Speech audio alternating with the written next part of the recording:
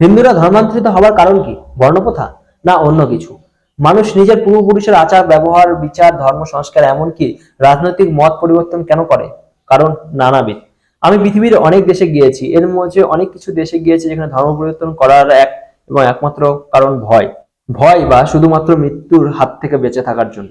Peru, Mexico বা অন্য Latin আমেরিকার দেশে যান, দেখবেন সেখানকার মানুষ আজ সবাই খ্রিস্টান। সেই সঙ্গে তাদের পূর্বপুরুষের আচার বিচার ধর্মীয় পদ্ধতির নিদর্শন আজও বিদ্যমান। রোমান ক্যাথলিক স্প্যানিয়ার্ডরা যখন এইসব জায়গায় গেল তখন মেতে উঠলো মানুষ মারার উন্মাদনা নাই। তখনই যদি ধর্ম পরিবর্তন করে রোমান ক্যাথলিক ধর্ম গ্রহণ করে তাহলে মরতে হবে না। নিরহ মানুষ কি করবে? আমাদের দেশে বিশেষ করে পশ্চিমবঙ্গে বেশ কিছু মানুষ আছেন যারা দলে দলে মুসলিম হওয়ার পিছনে জাতিপ্রথা বা বর্ণপ্রথাকে দায়ী করেন। আমি নিজে মনে করি যারা বলেন তাদের বেশিরভাগই এই বর্ণপ্রথা কি তারা কিছুই জানে না।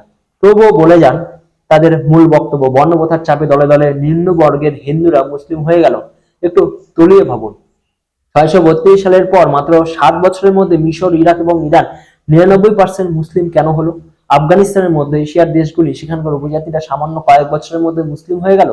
পূর্ব ইউরোপের সেই সব অঞ্চলে মুসলিম দখলে এসেছিল, সেখানেও সেই একই কথা, মুসলিম হও বেঁচে যাও।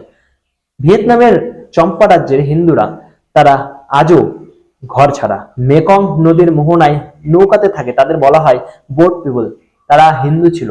উচ্চবর্ণের হিন্দুদের জন্য ভারতের হিন্দুরা সব দলে দলে মুসলিম হয়েছে। এই কথা যারা বলে হিন্দুদের মধ্যে বিভেদ সৃষ্টি করে চলেছে, তাদের প্রশ্ন, এই উপরিউক্ত দেশগুলি কোন ধর্মের বর্ণকথা ছিল? ঐতিহাসিক KS লাল, শ্রীবাস্তব, রমেশচন্দ্র মজুমদার, স্যার যদুনাথ সরকার এদের লেখা পড়েছেন কি? না, পড়েননি। পড়লে দেখতে পেতেন, মাথায় বুদ্ধি থাকলে বুঝতে পারতেন কত অত্যাচার এই আরবি, তুর্কি, আফগানি, উজবেকি, ঘুরি বুখরি আমাদের দেশে করেছে। সুফি দরবেশ, নিজামুদ্দিন আউলিয়া, খান জাহান আলী এবং আরো শত শতরা কি ছল বল কৌশল করে আমাদের পূর্বপুরুষদের ধর্মান্তরিত করেছে। আপনারা যে তৈমুরের নামে নানা কথা টিভিতে দেখেন, সেই তৈমুর আলী খান যে তৈমুরের নাম অনুসরণ করে নাম পেয়েছে তার বাণী শুনুন। জিহাদি তৈমুর বলেছেন, আমি ভারতে গিয়েছিলাম শুধু দুটি কারণে, এক, অবিশ্বাসীদের সঙ্গে যুদ্ধ করে তাদের খতম করা, আর দুই, ইসলামের সৈনিকরা অবিশ্বাসীদের সম্পত্তি লুট করে সম্পদ পাবে। এই তৈমুর উজবেকিস্তানের সমস্ত হিন্দুদের মেরে তাদের মাথার খুলি একটি মিনার বানিয়ে সেই মিনারের মধ্যে ঢুকিয়ে দেয়। বিবি খানুন নামে সমরখণ্ডে এক মসজিদ আছে, সেটা বহু প্রাচীন এক শিব মন্দিরে রূপান্তর ঘটিয়ে বানিয়েছিল সেই তৈমুর। নাম বিবি খানুন মসজিদ, নিজের স্ত্রীর নাম অনুসারে। সেই বিবি খানুন মসজিদের পাশে সেই মিনার আছে। আপনাদের প্রিয় বাবর একটি নয়, ওই 2 রকম মিনার বানিয়েছিল, যা আজও আছে। পৃথিবীতে যত ধর্ম আছে তার মধ্যে একমাত্র জিহাদি ধর্মে বলা আছে যে কাফেরদের মারলে গাজী উপাধি পাওয়া যায়।